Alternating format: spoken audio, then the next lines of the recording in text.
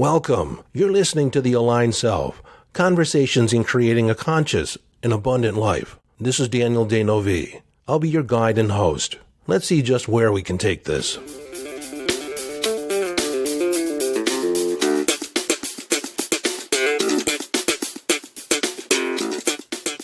Hello and welcome back. In this episode, I want to piggyback on episode 91. I couldn't remember which one it was. It's actually 92, which is scripting, my favorite manifesting tool.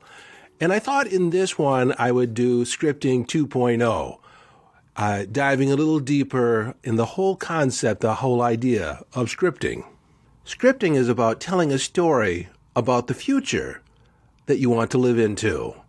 It's based on the idea that we are constantly telling a story about why things are the way they are, either in scripting or generating how we want to be. Scripting is totally about generating a new way of being and an intended future. Our stories or our script are filled with beliefs and ideas that govern our behavior, that guide our destiny.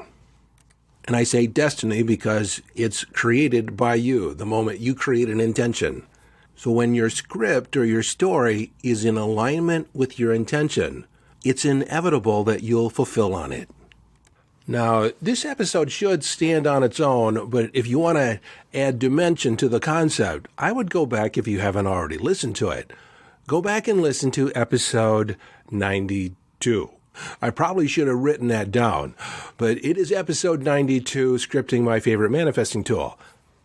Now, in Scripting 2.0, I want to speak a little more about probable futures. I alluded to it when I told the story about how I sensed an accident coming my way and I created a whole different scenario. I created a new story, and I projected my focus, I projected my consciousness into another future, another probable reality, one that I was able to step into. Because the current belief systems that I had, the current timeline that I was on, was going to lead to an accident. So I created an alignment with a different future.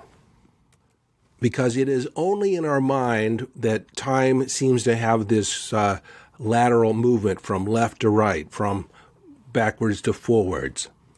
Time is a mental construct. It's something that's created. Our experience of time is simply a measurement of events. And those events might be the tick-tock of a clock or, different events in our lives that mark a year or 10 years. But in the context of infinite time, where there is no beginning and no end, 1 minute, 100 years, 1,000 years is essentially the same.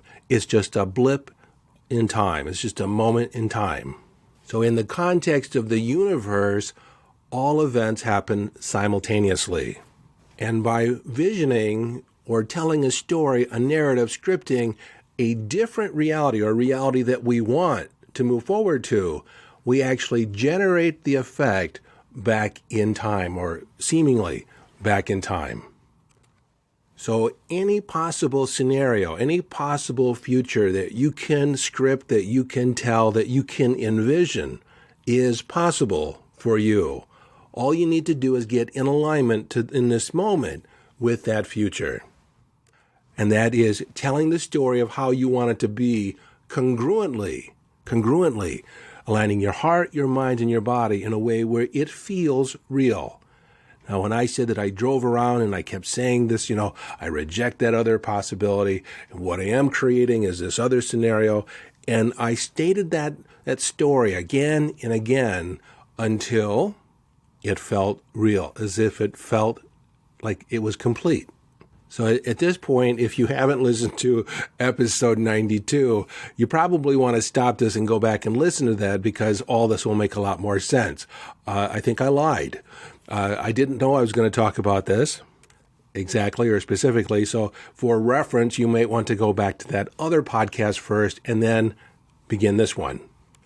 But stepping back into the flow of the previous conversation here, another way to say this whole thing about creating a script is that we're generating from the fourth dimension. You see, it's in the realm of thought that we're creating this story, we're creating this vision, we're creating the effect, and then the cause. You see, in the three-dimensional world, it's cause and effect. In the fourth-dimensional world, it's effect, cause. This is why it's so important to align first energetically and get the vision, get the story of where you want to end up. You want to be in alignment, in vibration as your result. Neville Goddard said it this way: assume the feeling of the wish fulfilled. I'm often fond of referencing form versus essence. We want to connect to the essence of what we want, essence of the goals, essence of the intentions. And what that means is, if you don't remember or if you haven't listened to it yet, is that let's say we want money. A lot of people say they want money, but we don't really want money in and of itself. We want what we can do with money. And we don't even want that, because ultimately we want the feeling at the end of what we can do with the extra money. For instance, I want an extra $10,000 so I can travel more freely.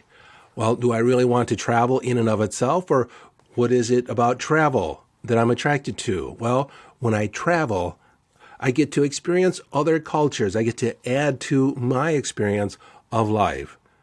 And is that what I really want? Actually, when I do those things, it makes me feel good.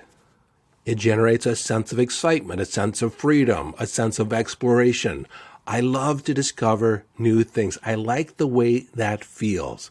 And so if I trace the line back, it's not the money I want. It's that feeling of discovery, that feeling of excitement that I want.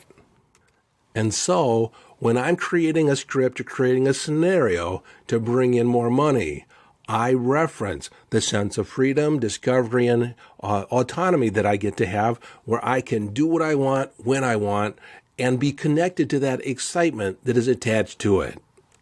And so in fourth dimensional creation, I be the feeling. I be in discovery. I get curious. I get excited about the littlest things. I feel the feeling, because I don't need the event to feel the feeling. I can just think about the event. I can think about that feeling. What does discovery feel like? What does excitement feel like? What does satisfaction feel like?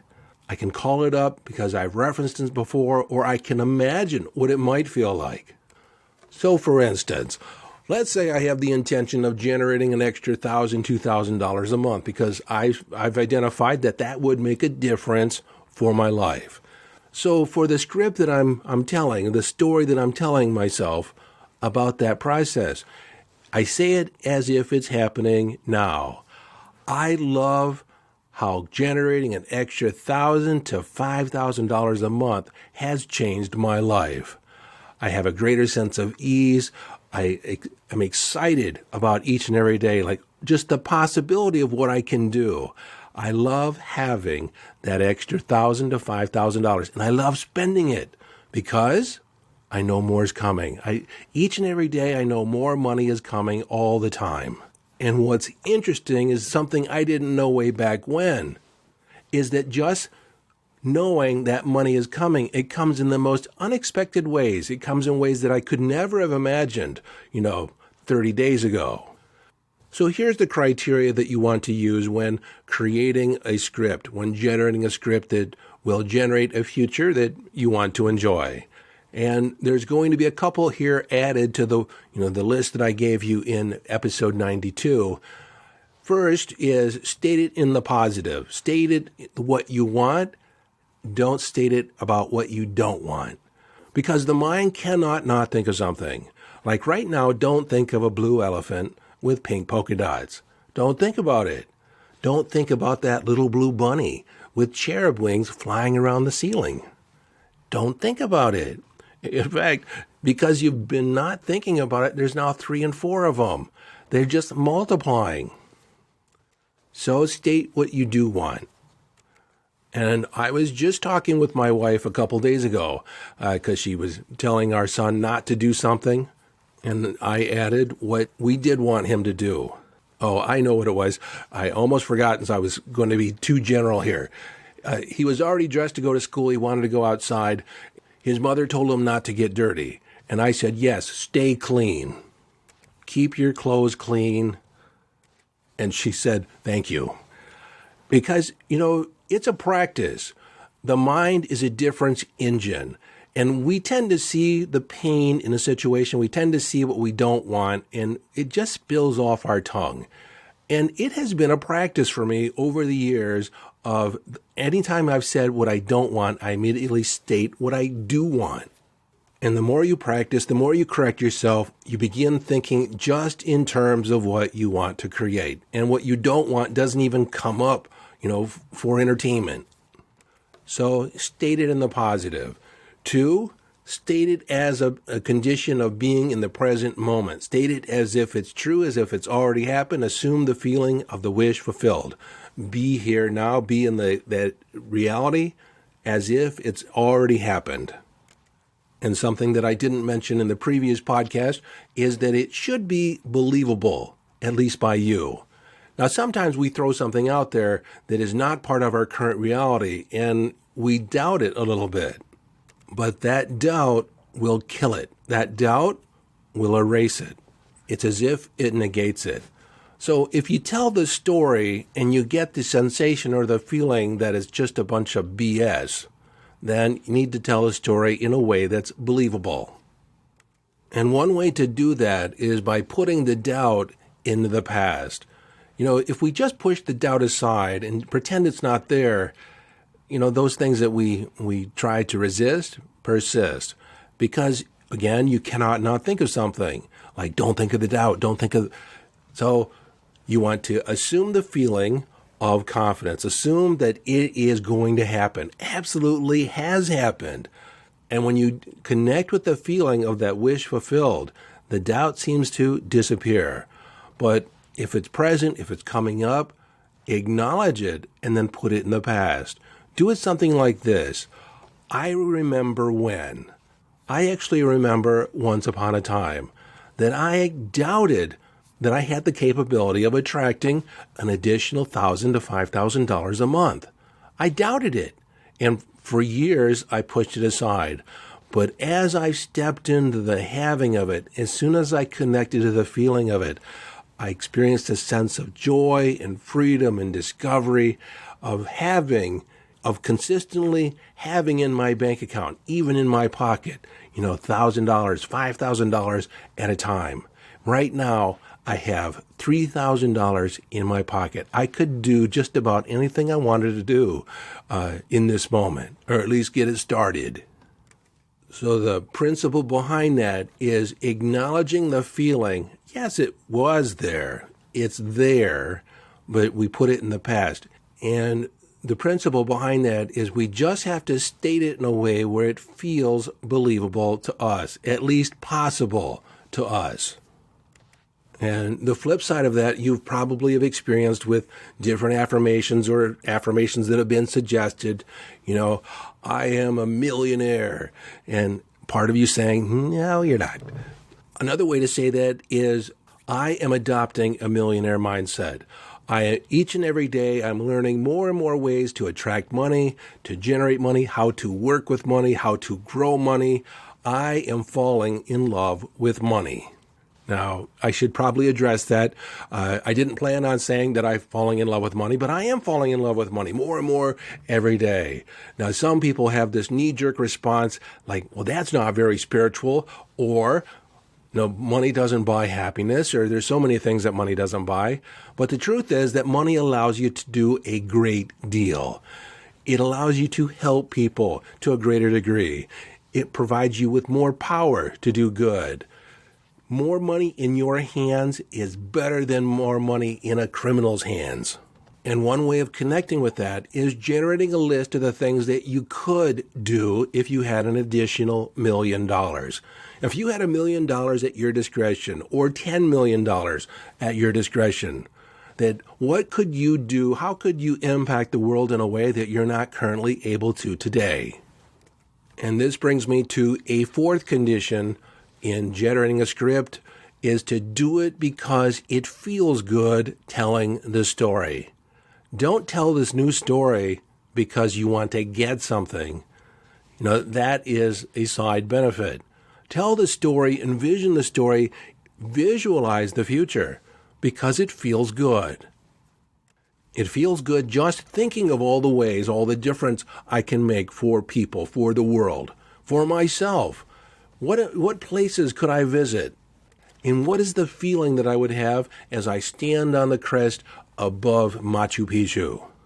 And that's one place on my bucket list. I actually found a resort not too far away, people on the ground that can lead us up there, because I've always wanted to have the non-tourist experience. But when I envision that, I think about the wonder, the breathing, the mountain air, and looking over the vista, and imagining what was it like, 10,000 years ago. And I say 10,000 years ago because it's been attributed to the Aztecs, but the Aztecs said, we didn't build this. It was here before we arrived. But I want to go back for a moment and put a fine point on this fourth condition. Do it because you enjoy it, not in order to get something. Because if the sponsoring feeling that you're hanging on to is that you're telling this story, you're creating this script in order to get something, the sponsoring belief, the sponsoring feeling underneath it is, I do not have it now. And that is the condition. That's the energy that you're putting forward. So as you tell a future script, do it so it evokes a feeling. Do it so it evokes emotion and rich emotion. Tell it so it's vibrant and rich. Play with it until you enjoy telling the story of how it is. Telling it should put a smile on your face. It should make you feel good. And in telling the story, uttering the script, there is a feeling of inevitability, that this is the truth. This is absolutely true. Now, I want to touch back on that feeling of doubt that we had way back when. Sometimes we feel as if we create this narrative, we create a future, we have to know how it's going to come about. Well, we leave the how up to the universe.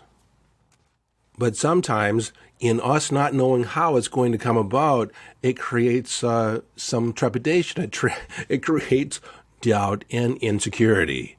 So the way I've come to view this, the way I've come to talk about it, is that I am committed to attracting $1,000 to $5,000 a month. And I have to tell you, I have no way of knowing how I'm going to do it from day to day.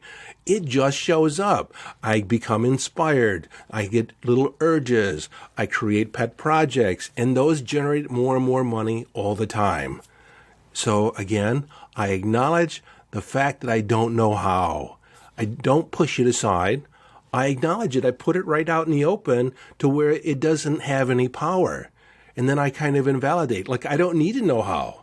I'm leaving that up to the manager, the management. And that's one way to create. Like, we're giving an assignment to the management. You're the owner of the business, you're the CEO, and you're going to tell your manager, I want this done.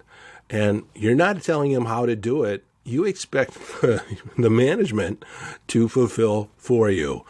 They're going to bring on the appropriate people, gather the appropriate resources. They're going to get it done, because if they don't get it done, they're out of there. You'll get a different manager.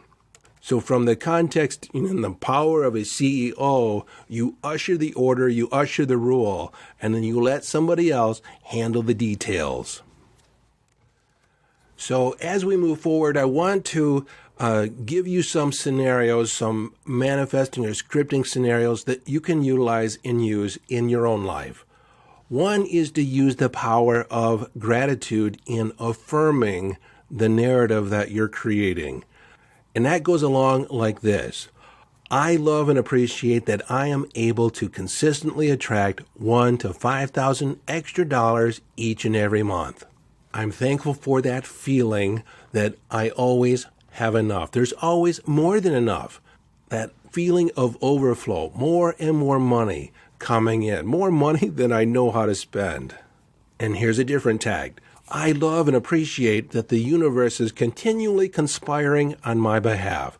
I create an intention and they go to work on fulfilling it. I have 10,000 angels at my beck and call. All I have to do is say, I want it, and I can have it. I love that feeling, and I'm so thankful that I get to play like this in the universe. The next scenario I want to talk about may not be everyone's cup of tea because it involves a little groundwork. It involves writing.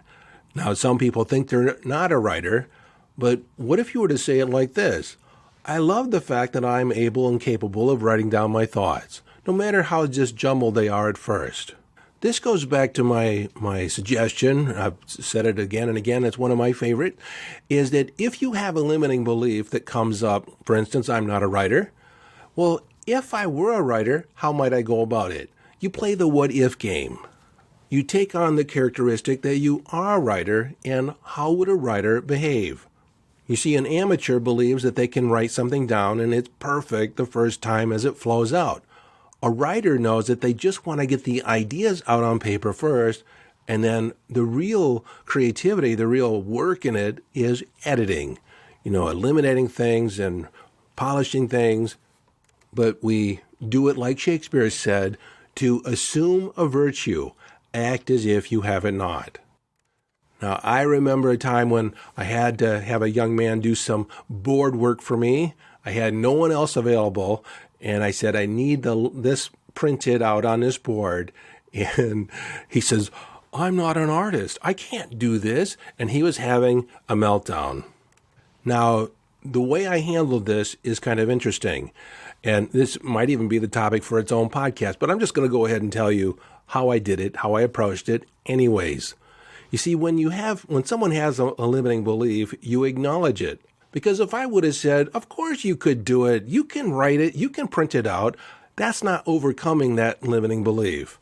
So I acknowledge it, and I said, of course you can't do it. You're not an artist.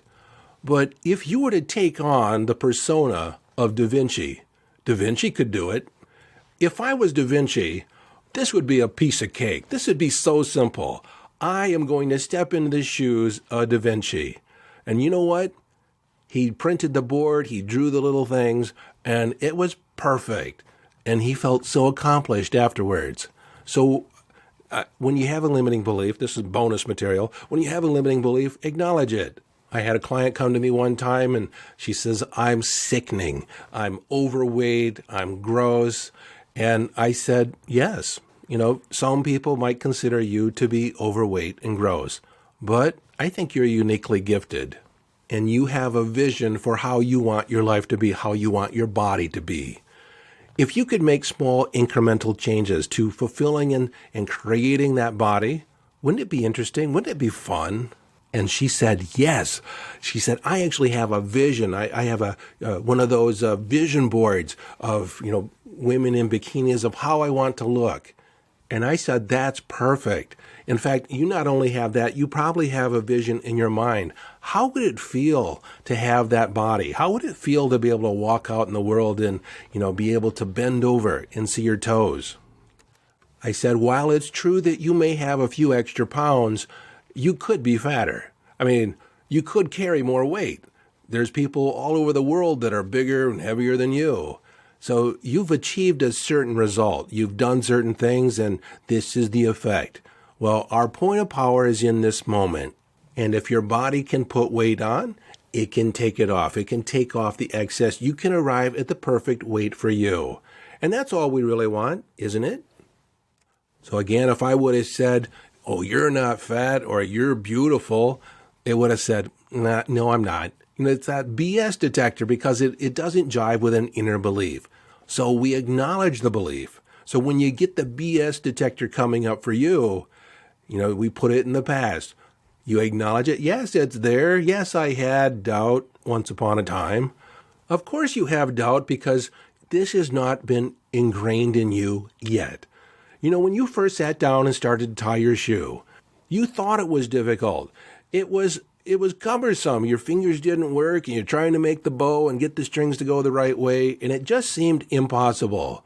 But after a couple times of successes, that confidence began to grow because once you do it, then you're confident. You're never confident if you haven't done it yet. True confidence is just the idea that you can do it, that if you, sooner or later, you will accomplish it. If you stay the course, if you stay with it, if you don't give up, you can accomplish it. You can take it on. You can create the skill. And that's where we go back to when we don't know how, we're committed. I'm committed to doing this, and I have no idea how it's going to happen, but that's okay. I don't need to know how because the universe has my back. I love the fact that the universe conspires on my behalf. In fact, I have a history of beginning things over and over again, and on the front end, I had no idea how it was going to happen, but I just stuck with it, and before you knew it, I was able to accomplish it. I just realized that I've taken a little detour here, but everything that I've talked about has been relevant. It's just different the way I thought it was going to go. So that's a little bit of the channeling aspect to this. So going back to writing a letter to yourself. Now, we're going to start out with you, your future self, writing a letter to yourself. Now, it could be out in the future, a week or 2 weeks, 60 days, 90 days, 100 days. I like 100 days, but the way this works is your future self having already accomplished what you want to accomplish, whatever your intentions are, in the next 30 days, 60 days, 90 days, 100 days. So how this works is you project out what you want to accomplish in the next week or whatever time frame that you're throwing out there. And I would say the shorter the time frame, the fewer the objectives. And in the very near future, we're going to talk about outcomes and goals and intentions. We'll put a fine point on this, but for all intents and purposes, if you just project a week out, just focus on one outcome. If you extend it out to 30, 60, 90, 100 days, focus on 3 outcomes, or no more than 3. And you write your letter something like this. Dear Daniel, you should be so proud of yourself. I'm proud of you.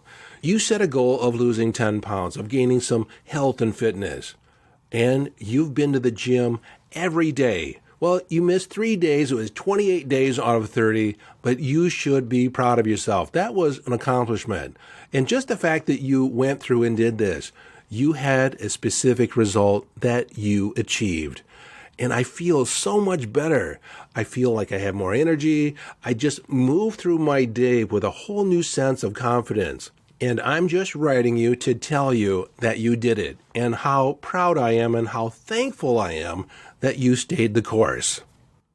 And you can even put in there was a couple days where you felt like you were going to give up, but you stuck with it. I'm so proud of you.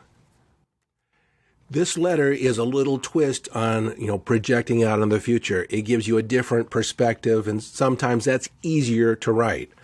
Now, there was a study at some university, and I can't remember what it was, Harvard or something like that, from the psychology department. They found that when you state affirmations in the third person, that it has more credibility. Like when you're saying to yourself, I have a millionaire mind, you're not necessarily the most credible source to say that because, well, frankly, you've been known to lie to yourself. Saying it from the third person, we can do it like this. Daniel, I am so impressed with you. I've been watching you, and you have a millionaire mind. Millionaire, in fact, you have a billionaire mind. I've watched you study, I've watched you investigate, I've watched you meditate on different ways to attract money, different ways to put products out in the world, different ways to make a difference, creating value for other people. And I'm so impressed that people love giving you money. If it's in the context of gaining health and fitness, it could be like some imaginary person stops you at the gym 30 days from now, and they could say something like this. I've been watching you. We've been coming here about the same time, and I usually work out over there, and I'm just so impressed with your focus. You've been here every day that I've been here, and I thought I was doing good. I've never not seen you here. And when you are here, you're focused, you're just doing your processes, doing your exercises, and you are an inspiration. I've watched your body change over time. It's been amazing. You've been an inspiration to me. Okay, I'll put my podcaster hat back on, my teaching hat. And this is Daniel. I'm no longer doing a narrative. But wouldn't you just love for some stranger to come up to you and saying, I've been watching you from afar, and oh my God, you're amazing.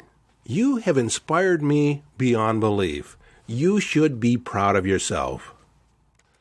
So my friend, that was an example of third-person validation, third-party validation. The next scenario is a little more advanced. Well, it's not that advanced, but it's something that I do in my advanced goal-setting workshops, and feel free to steal it. But it's a twist on writing yourself a 90-day or 100-day letter. It's you sitting with one foot at death's door. Like, you're about to pass away and you're reflecting back over your life, and you tell the story of your journey from where you are now to the perfect ending in the future.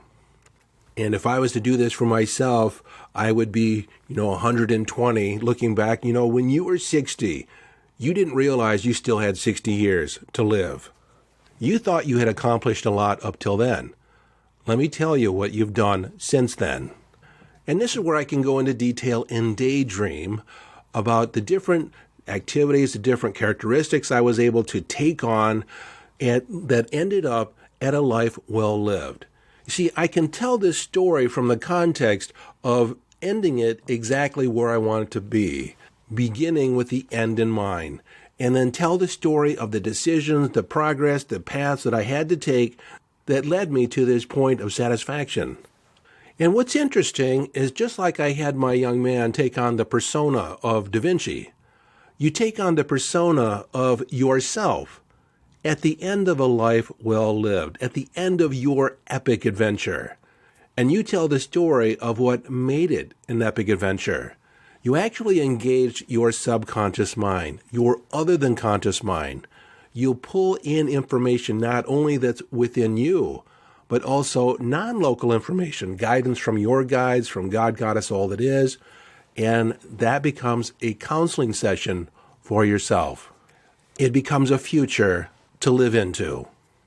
And I'll leave you with this one last idea, and it's not all the ideas out there on scripting. I think I've talked a lot about the process of scripting, and you have a really good idea how to make it work for yourself if you didn't already. But this one last process on scripting is taking it to another level. It's coming from the context of you having died.